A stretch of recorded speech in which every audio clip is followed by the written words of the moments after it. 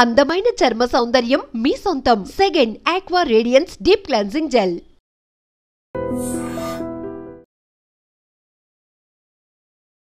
So జనరల్గా ఇది దగ్గు జలుబు జ్వరాల సీజన్. ఇట్లా వర్షాలు పడతానే అందరికీ జలుబులు అనేవి వేధిస్తూ ఉన్నాయి. దగ్గు ఓ పట్టాన తగ్గడం లేదు. ఇక ఇలా ఉందంటే ఏంటంటే తలంతా దిమ్ముగా ఇలా ఉంటుంది. సో దీనికి స్టీమ్ అనేది బాగా పనిచేస్తుందని డాక్టర్లు కూడా చెప్తూ ఉంటారు. ఆవిరి ఏ విధంగా పట్టాలి, మన పాతకాలంలో ఆవిరి ఏ విధంగా పట్టేవాళ్ళు, ఎటువంటి ఇంగ్రీడియంట్స్ వాడేవాళ్ళు, సో దీని గురించి వివరాలు తెలుసుకుందాం. మనతో పాటు ఉన్నారు ప్రముఖ vegetable therapist and sun spiritual society founder Vikramaditya Guruji గారు. గురూజీ నమస్తే అండి. సూర్యోస్మి తల్లి. గురువుగారు, ఇప్పుడు ఎన్ని మందులు వాడుతున్నా దగ్గు జలుబు జ్వరాలకి స్టీమ్ అయితే తీసుకోవాలని చెప్తూ ఉంటారు, డాక్టర్స్ కూడా చెప్తూ ఉంటారు. సాల్ట్ వాటర్ గార్గిలింగ్ చేయండి, స్టీమ్ తీసుకోండి అని. అయితే ఆవిరి పడడంలో చాలా తప్పులు చేస్తాం మనం. రకరకాల ఫ్లేవర్స్ అని వేసి ఆవిరి పడుతూ ఉంటాం. అలా కాకుండా మన పూర్వీకుల ఆవిరి అనేది ఏ విధంగా పట్టేవాళ్ళు, ఈ కఫం ఇదంతా పోవడానికి. కఫం వస్తే ఎందుకు తలంతా కూడా దిమ్ముగా ఉంటుంది? ఇప్పుడు మీరు నన్ను పరిచయం చేసిన దాంట్లో sun spiritual society founder, vegetable therapist. ఇప్పుడు యాన్సెంట్ వేదిక్ ఇండియన్ డైట్ అనే దాన్ని నేను అంటే ప్రమాణాలతో, అంటే ఇప్పుడు ఏదైనా ఒక డైట్ చెప్పితే, ఏదైనా ఒక విధానం చెప్తే దానికి ప్రమాణం ఏంటి? మనకి వేదమే ప్రమాణం. వేదంలో ఆరోగ్యానికి సంబంధించినటువంటి కొన్ని లక్షల శ్లోకాలు, సూత్రాలు, మంత్రాలు ఉన్నాయి. వాటిని అనుసంధిస్తూ తయారు చేయబడినటువంటి విధానం. అంటే ఇప్పుడు నేను సన్ స్పిరిచువల్ సొసైటీ ఫౌండర్తో పాటు Leo diet, living energetic organ dietician. ఇది అంటే వేదం నుంచి ప్రమాణాలతో తీసుకున్నాం. ఇది అంటే ఇప్పుడున్నటువంటి పాశ్చాత్య పోకడలు, కీటో డైట్ అని, ఆ డైట్ ఈ డైట్, వాటికి ప్రమాణాలు ఉండవు. అంటే నాకేదో పని చేసింది కాబట్టి మీకు కూడా పని చేస్తుంది అన్నట్టు. కానీ అలా వేదం అలా చెప్పదు. నాకు పని చేసింది అంటే అందరికీ పనిచేసే విధంగా ఎలా ఉంటుంది అని తెలియజేసేదే వేదం. వేదిక్ ద్వారా మనం తెలుసుకుందాం. ఇప్పుడు మనకి వేదంలో చెప్పబడింది నస్యకర్మ అంటారు. అంటే మనం ఏదైతే ముక్కు రంధ్రాల ద్వారా తీసుకునేటువంటి, మన శరీరంలో 7 హోతలు, సప్తహోత, 2 కళ్ళు రంధ్రాలు, 2 చెవులు, 2 ముక్కు రంధ్రాలు, 1 నోరు కలిపితే సప్తహోతలు. ఈ సప్తహోతలతోటి మనిషి తన జీవనాన్ని అద్భుతంగా ఆనందంగా జీవించగలుగుతాం. ఇందులో ఏ ఒక్కదానికి ఇబ్బంది కలిగినా మనం ఇబ్బంది పడుతూ ఉంటాం. మీరు అన్నారు ఇప్పుడు వర్షాకాలం, కానీ ఒరిజినల్గా మనం మాట్లాడుకుంటే వర్షాలు ఏం పడట్లా. మనం పర్యావరణాన్ని పాడు చేసాం. అలాగే వర్షాలు సకాలంలో ఎందుకు కురవట్లేదంటే మనం ప్రకృతిని పాడు చేసాం కాబట్టి వర్షాలు కురవట్లేదు. అలాగే ప్రకృతితో పాటు, పర్యావరణంతో పాటు మన శరీరాన్ని కూడా మనం వినాశకాలే విపరీత బుద్ధి అన్నట్టు వేళకాని వేళల్లో తినడం, తినకూడని పదార్థాలు విపరీతంగా తినడం, ఇది వైదిక విధానం ఒప్పుకోదు. సరే, ఓకే, తెలుసో తెలియకో ఒక పొరపాటు చేసావు, దాన్ని నువ్వు మార్చుకోవటానికి, బాగు చేసుకోవటానికి వేదంలో కొన్ని చెప్పబడి ఉన్నాయి. అందులో మనకు ప్రధానంగా మీరు అడిగినట్టు కఫం పడితే తల ఎందుకు దిమ్ముగా ఉంటుంది అంటే, మన శరీరం వాతము, పిత్తము, కఫము వీటితోటే మనం జీవనాన్ని సాగిస్తున్నాం. ఇక్కడ నుంచి తల నుంచి ఇక్కడ వరకు మనకి కఫం నిండు ఉంటుంది. సహజంగా కఫంతోటే ఉండాలి. తర్వాత ఇక్కడ నుంచి నాభి వరకు, నాభి కింద వరకు కూడా పిత్తంతో నడుస్తూ ఉంటుంది సైకిల్. కాళ్ళకి వాతం. ఇవి 3 అంటే ఇక్కడ కఫం ఒక్కటే ఉండదు, కఫంతో పాటు పిత్తము, వాతం కూడా ఉంటుంది. ఇక్కడ పిత్తంతో పాటు పిత్తం అధికంగా ఉంటుంది, కఫము, వాతం కూడా ఉంటుంది. కింద వాతం ఉంటుంది, వాతంతో పాటు మనకి పిత్తము, కఫం. అంటే అవి బ్యాలెన్స్డ్. ఆయా ఆర్గాన్స్ పనిచేయడానికి కావాల్సినటువంటి బ్యాలెన్స్, ఋతువులు, మనం తీసుకుంటున్న ఆహారం, మన జీవన విధానం మీద ఆధారపడి మారుతూ ఉంటాయి. ఇప్పుడు అలా కాకుండా కేవలం ఒకే జీవన విధానంలో ఉన్నాం. తినడం అవసరం, బ్రతకడం కోసం తినాలి. కానీ ఇప్పుడు అంతా కూడా తినడం కోసమే బ్రతుకుతున్నాం అన్నట్టుగా ఉంది. మనం పాడవుతూ మన చుట్టూ ఉండే పర్యావరణాన్ని కూడా పాడు చేస్తున్నాం. కాబట్టి ఈ సమస్యలు మీరు అన్నట్టు కఫం అధికమవుతుంది. కఫం ఎందుకు అధికమవుతుంది అంటే, మనం తినే ఆహారంలో మనకి లెక్కపత్రం లేదు, సమయం. ఇప్పుడు జలుబులు వచ్చేది వాతావరణం మారినందుకు కాదు. వాతావరణం ఎక్కడ మారిందేమో, వర్షాలు ఎక్కడ పడుతున్నాయి, వర్షాలు పడట్లా. వర్షాకాలంలో కూడా ఎండలు తీవ్రంగానే కాస్తున్నాయి. అంటే ఆయా ఋతువులలో రావలసినటువంటి ఋతువులు రాకపోతే ప్రకృతి ఎలా అయితే ఇబ్బంది పడుతుందో, మన శరీరంలో కూడా ఆ ఇబ్బంది. ఇప్పుడు మనకి ఆ తేమ కావాలి, దొరకట్లేదు. అందుకని శరీరం తేమను తెచ్చుకోవడానికి ప్రయత్నం చేస్తుంది. కఫాన్ని ఆ ఆహారంలో ఏమన్నా కఫంకి సంబంధించి, అంటే కఫం చెడిపోతుంది. మన శరీరంలో వాతం పిత్తం కఫాలు 3 బ్యాలెన్స్డ్గా ఉంటాయి. అవి చెడిపోతే మనకి అనారోగ్యాలు వస్తాయి. చెడిపోయింది అయితే తక్కువ ఉంటుంది, లేకపోతే ఎక్కువ ఉంటుంది. ఎక్కువ ఉన్నది మురిగిపోతుంది.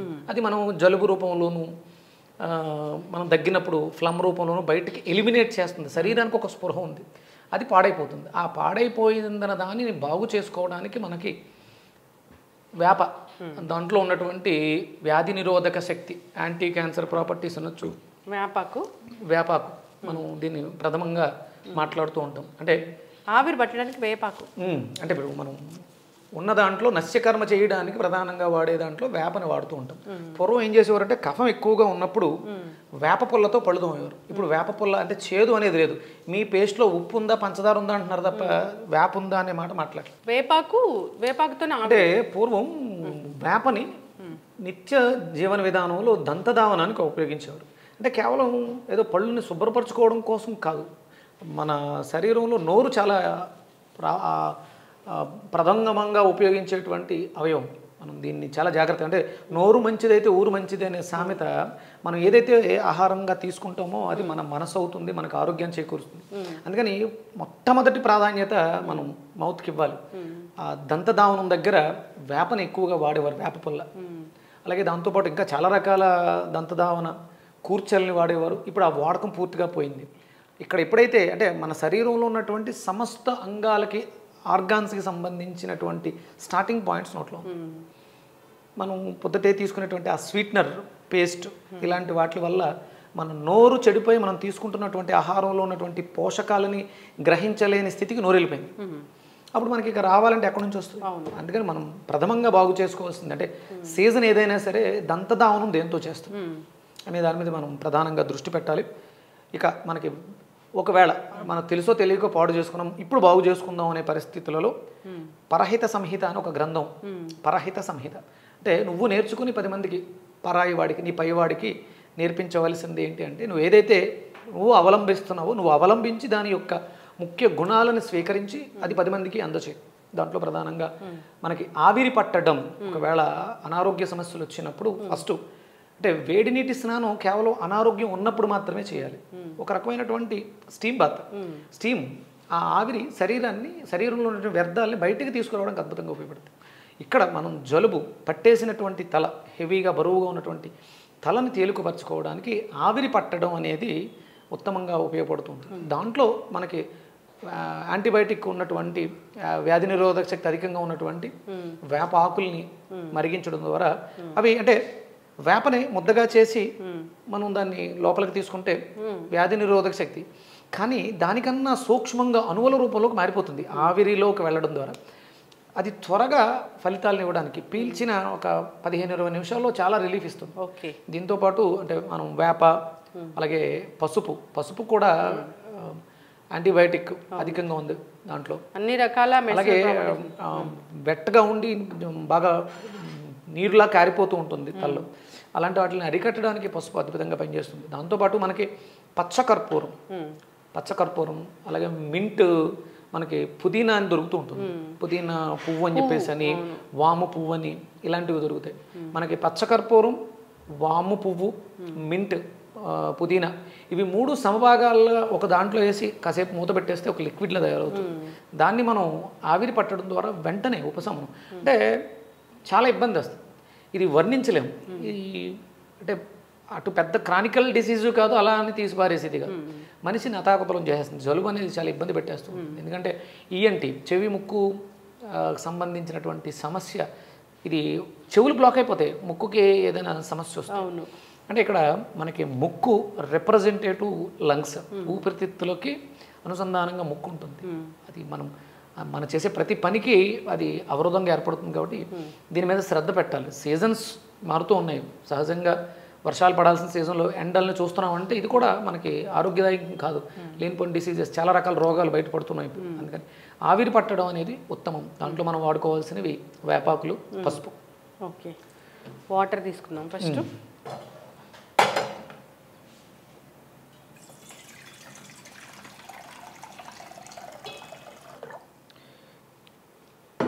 ఈ దంతధావనాన్ని ప్రధానంగా తీసుకుని మన సన్ స్పిరిచువల్ సొసైటీ నుంచి అగస్త్య దంతరక్ష చూర్ణం. ఓకే, అప్పుడు మన పూర్వీకులు ఎలా చెప్పారు? Ancient Vedic Indian tooth powder, పళ్ళ పొడి. సో అలాగే అంటే మరి ఇంట్లో కూడా ఈ వేపాకులతోటి, అలాగే ఉత్తరేణి ఆకులు, కరక్కాయ మనం ఇంతకు ముందు చేసాం, అది వాడి మనం ఇంతకు ముందు చేసి చూపించాం. పళ్ళపొడి ఎలా తయారు చేసుకోవాలి, అది బాగా వాడి దాన్ని రిజల్ట్స్ చూసి చాలా అద్భుతంగా చెప్పడం జరిగింది. దాన్ని ఇప్పుడు ప్రేరణగానే మనం ఇది అన్ని రకాల హెర్బ్స్ ఉన్నాయా? అన్ని రకాల హెర్బ్స్ ఉన్నాయమ్మా. మీకు లవంగాలు, దాల్చిన చెక్క ఇవన్నీ కూడా ఉంటాయి. అగస్త్య దంత రక్ష చూర్ణం.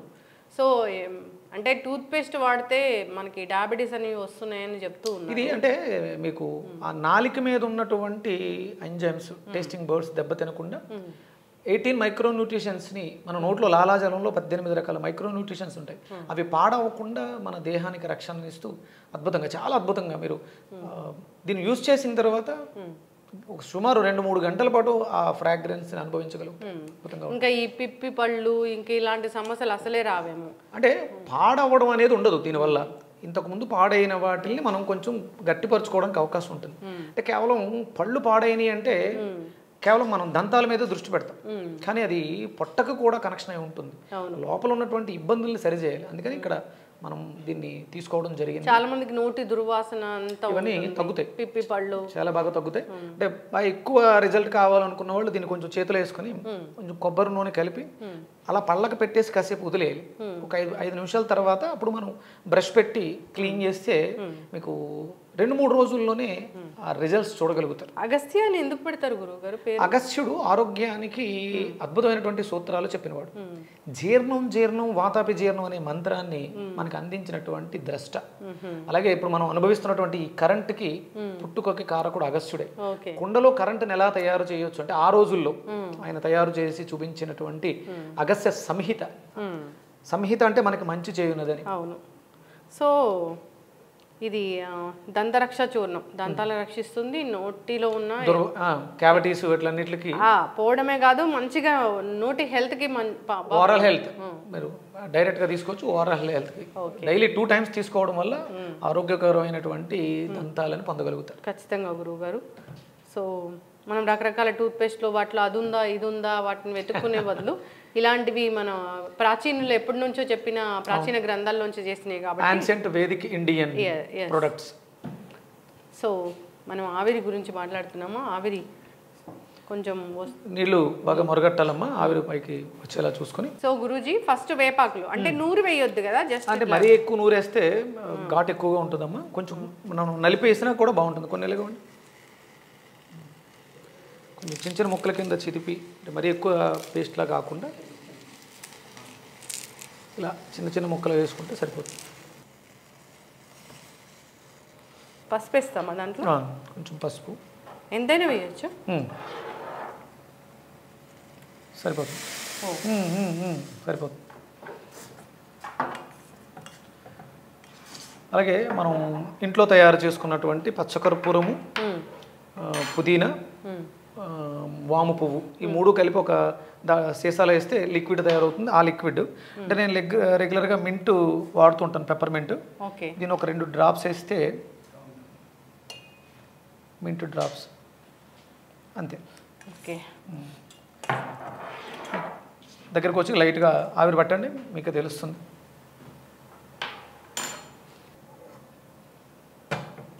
ఇంకా ఆవిరి మామూలుగా ఇలా వెలిగించండి, స్టవ్ వెలిగించండి ఒకసారి, బాగా వస్తుంది.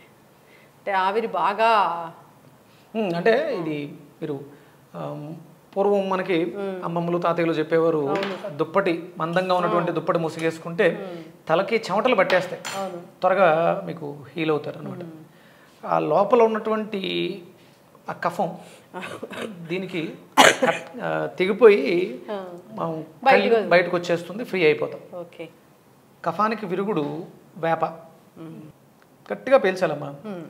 దీంతో పాటు మామూలుగా పూర్వం అయితే మనకి ఈ బాంబ్స్ ఉండేవి కదా, ఆ బాంబ్స్ ని దాంట్లో వేసి కొంచెం గట్టిగా. ఇప్పుడు మీరు ఆయిల్ వేసారు కదా, మింట్ ఆయిల్, మింట్ చాలా బాగా, అంటే అది బాగా చాలా స్ట్రాంగ్ అమ్మా. అవి చాలా స్ట్రాంగ్గా ఉంటాయి. మనం అది అంటే అందరూ సమస్య వచ్చిన తర్వాత పరిష్కారం కోసం చేస్తుంటారు. రెగ్యులర్గా మన ఆరోగ్యం మనకి చాలా ముఖ్యం. మనకి సంపాదన ఎంత అవసరమో సంపాదించడానికి మనం ఆరోగ్యంగా ఉండడం కూడా అంతే అవసరం. ఇప్పుడు ఈ ఆవిరి అనేది నార్మల్గా కూడా పట్టొచ్చు, రెగ్యులర్గా పడుతూ ఉంటే మనకి, అంటే మనం బయట పొల్యూషన్లో తిరుగుతున్నాం, కళ్ళు పొల్యూషన్కి ఫీల్ అవుతున్నాయి, చెవులు ఫీల్ అవుతున్నాయి, ముక్కులు ఫీల్, ఇవన్నిటిని కూడా అద్భుతంగా ఆవిరి పట్టడం, అరోమా థెరపీ లేకపోతే స్టీమ్ బాత్ ఇలాంటివి చాలా మనకి ఆరోగ్యాన్ని చేకూరుస్తాయి. ఇవన్నీ ఏదో పెద్ద సమస్య వచ్చిన తర్వాత వాటికి అప్పటి దగ్గర మనం మన శరీరం మీద దృష్టి పెట్టట్లేదు, మిగతా అన్నింటి మీద దృష్టి పెడుతున్నాం. అది ముందే మనం జాగ్రత్త పడితే ఇలాంటివి రాకుండా ఉంటాయి. ఊపిరితిత్తులు కూడా క్లెన్స్ అవుతాయి 100%. ఇప్పుడున్నటువంటి పరిస్థితులలో మనకి ఢిల్లీ పొల్యూషన్ నెంబర్ 1లో ఉంది, నెంబర్ 2కి హైదరాబాద్ ఉంది. ఇది ఢిల్లీని కూడా దాటే స్థితికి వెళ్ళిపోతుంది. విపరీతమైనటువంటి కాలుష్యం. ఈ కాలుష్యం ఏరియాస్లో బాగా ఎక్కువగా ఉంది. మనకి అటు సైడ్ ఫ్యాక్టరీస్ బాగా ఎక్కువ ఉన్న సైడు, అటు సైడ్ చాలా ఎక్కువగా ఇబ్బంది పడుతున్నారు. కంపల్సరీ అంటే ఇప్పుడు అక్కడ నుంచి దూరంగా పారిపోలేము, విడిచి వెళ్ళలేము. కాబట్టి రెగ్యులర్గా మీరు ఒక 5-10 నిమిషాలు మీ దగ్గరలో మీకు అనుకూలంగా ఉన్న ఏదో ఒకటి, కనీసం ప్లెయిన్ వాటర్ అయినా ఆవిరి పట్టండి. ఓకే, ఈ సమస్యల నుంచి బయటపడతారు. మనకి చాలా రకాలు ఉన్నాయి, మనకి ఔషధ గుణాలు కలిగినటువంటి ప్లాంట్స్.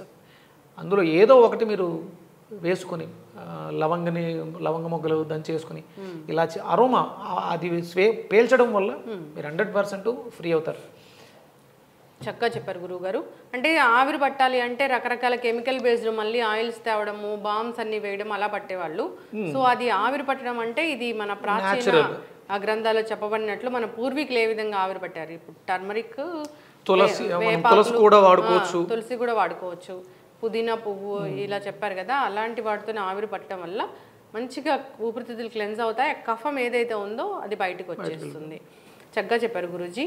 అసలు జలుబు చేసిందంటే 7-8 డేస్ వరకు అలానే ఉంటుందని చెప్తూ ఉంటారు. మందులు వాడితే వారం రోజులు, మందులు వాడకపోతే 8 రోజులని అట్లాగే ఉంటుంది. సో డాక్టర్లు కూడా మందులు వాడుతూ మీరు ఆవిరి పట్టండి అని చెప్తూనే ఉంటారు. సో అంటే దానికంటూ ప్రత్యేకంగా ట్రీట్మెంట్ లేదు, మనం చేస్తున్నటువంటి జీవన విధానంలోనే అది మార్పు వస్తుంది. కాబట్టి వాడినా వాడకపోయినా అది తగ్గుతుంది.